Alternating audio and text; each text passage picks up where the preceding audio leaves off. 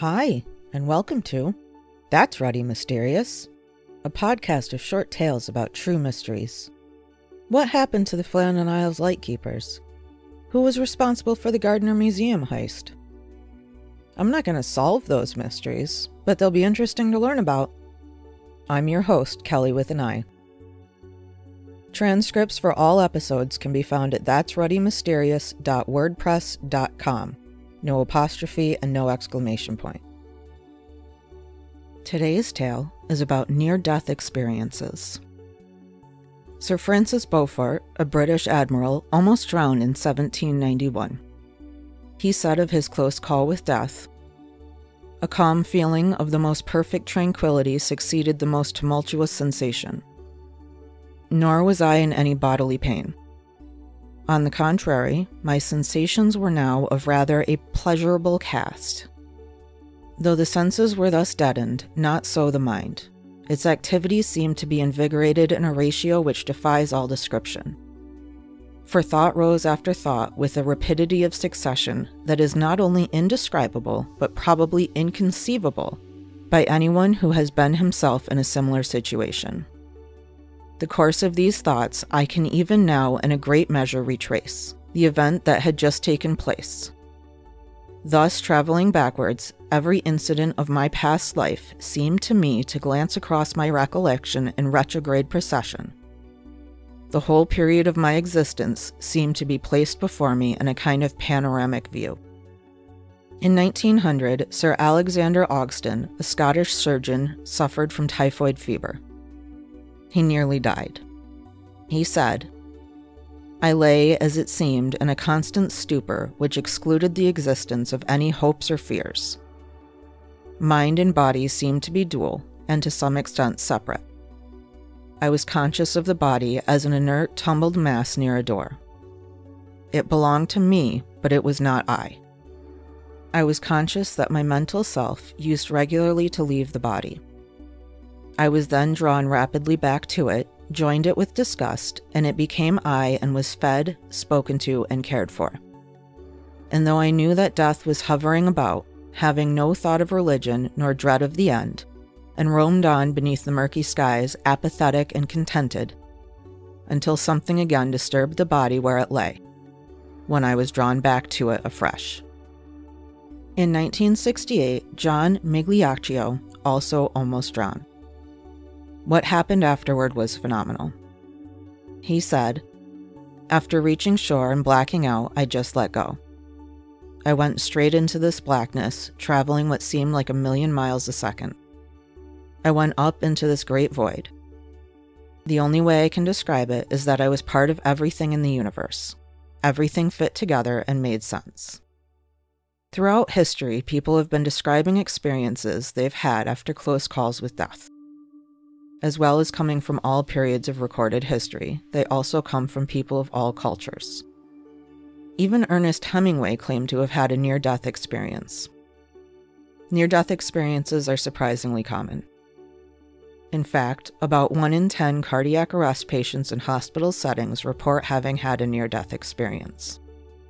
Survivors often report feelings of traveling through dark tunnels, followed by floating over fields of yellow flowers. Some report seeing angels or loved ones, both living and dead. Some describe their experience as their life flashed before their eyes. Some say they experienced a distorted sense of space and time. Not all experiences are puppies and rainbows, though. Some people experience scary events. These may go underreported. People often only want to share the good stories. These near-death experiences vary in length and intensity, but often follow the same pattern. They usually begin with an abrupt feeling of being out of the body. Most people report looking down at themselves, then their pain dissolves, followed by an overwhelming and inexpressible feeling of pleasure and contentedness. These experiences are as real or realer than the real world. In fact, a 2017 study revealed that memories of near-death experiences are stronger 10 years later than memories of real events. They are described as realer than real. What causes people to experience these near-death experiences? Some scientists say they are merely hallucinations caused by a dying body secreting endorphins, but the people who have these experiences say that's not the case.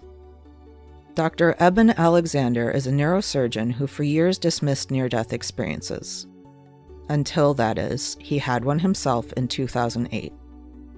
Dr. Alexander suffered from a severe case of bacterial meningitis. He fell into a deep coma and had a near-death experience. He wrote the book Proof of Heaven about his experience. He explained that his experience wasn't a result of a brain that was malfunctioning. In his book, he wrote, "During my coma, my brain wasn't working improperly. It wasn't working at all." Dr. Alexander said there was no scientific reason for his experience. He wrote, "My entire neurocortex, the outer surface of the brain, the part that makes us human, was entirely shut down, inoperative." Dr. Martin Samuels is the chairman of neurology at Brigham and Young. He doesn't think the answer is that cut and dry. Of Dr. Alexander's experience, Dr. Martin said, "There is no way to know in fact that his neocortex was shut down. It sounds scientific, but it is an interpretation made after the fact. My own experience is that we all live in virtual reality, and the brain is the final arbiter. The fact that he is a neurosurgeon is no more relevant than if he was a plumber." Kenneth Ring, a professor of psychology at the University of Connecticut, believes near-death experiences are very real. He said that people having near-death experiences have a brief but powerful thrust into a higher state of consciousness. What causes someone to have a near-death experience? It's difficult to say for sure. Near-death experiences are extremely difficult to study. They do not happen while a patient is in an MRI or has their scalp covered with sensors. There are also so many ways the brain could be damaged that we don't even know about yet. Can the fact that near-death experiences occur after cardiac arrest offer some clues? Could the experiences be a result of an electrical outage throughout the body? The brain could just be creating some story to satisfy what the body is experiencing. Although there is no empirical data on someone who is actively having a near-death experience, scientists have been able to film and analyze trained people like astronauts passing out. These professionals have near-death experiences light. They experience progressively narrowing tunnel vision, then a bright light, then a feeling of awakening from sleep. Then they experience paralysis, peaceful floating, and out-of-body experiences. They report feelings of pleasure and euphoria, and they report having conversations with loved ones. These experiences also remain vivid for many years afterwards. There is a psychological reason for most of the things people say they see and feel during a near-death experience.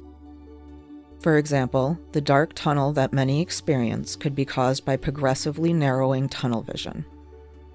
What we do know about near-death experiences is in large part thanks to Raymond Moody, a philosopher, psychiatrist, and physician, and to Bruce Greyson, a researcher. These two turn near-death experiences into a field of empirical study. What are near-death experiences?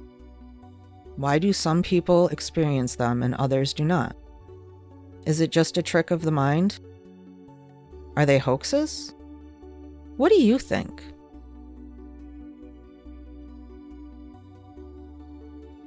If you're listening on Spotify, scroll down and let me know what you think.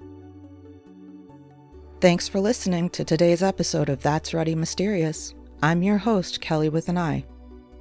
If you enjoyed this episode, leave a review and follow That's Ruddy Mysterious to be updated about new episodes.